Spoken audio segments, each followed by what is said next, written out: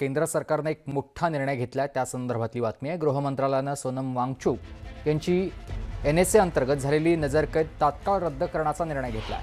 सरकारच्या या निर्णयानंतर त्यांची सुटका होणार आहे।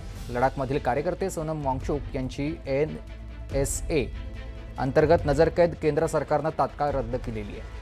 केंद्रीय गृह मंत्रालयानं या संदर्भात जारी करण्यात आलेल्या निवेदनानुसार 24 सप्टेंबर 2025 रोजी लेह इथं निर्माण झालेल्या कायदा सुव्यवस्थेच्या पार्श्वभूमीवर 26 सप्टेंबर 2025 रोजी त्यांना अटक करण्यात आली होती।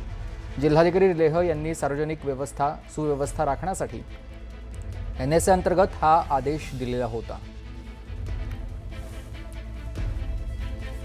प्रशांत दिला रामदास माझे वरिष्ठ सहकारी आपल्याला सविस्तर माहिती देतील। प्रशांतजी, लडाखमध्ये शांतता, स्थैर्य आणि परस्पर विश्वासाचे वातावरण निर्माण करण्याकरता आणि सर्व पक्षासोबत रचनात्मक संवाद साधण्याच्या उद्देशाने केंद्र सरकारने हा एक मोठा निर्णय घेतलेला आहे।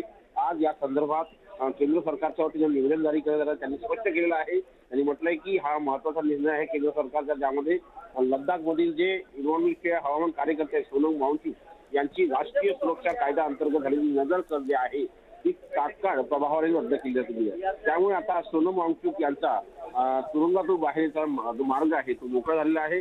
महत्वाचं म्हणजे आपल्याला माहित असेल की गेल्या 24 सप्टेंबर 2025 रोजी त्यांना अटक करण्यात आली होती, कारण की कायदा आणि सुव्यवस्थेच्या मुद्द्यावरून लेह आणि लडाखमध्ये ज्या पद्धतीने त्यांची मागणी आहे की लडाखला एक वेगळ्या राज्याचा दर्जा देण्यात यावा, संपूर्ण राज्याचा दर्जा देण्यात यावा, त्याची मागणी होती। त्या मागणीच्या आधारावरती जे आंदोलन सुरू होतं त्यानंतर त्यांना अटक करण्यात आली। आता केंद्र सरकारने एक मोठा निर्णय घेत त्यांची तत्काळ सुटका करण्याचा निर्णय घेतला आहे। त्यांच्यावरती देशद्रोहाचे सर्व आरोप मागे घेण्यात येत आहेत। धन्यवाद तुम्ही दिलेल्या या सविस्तर माहितीसाठी।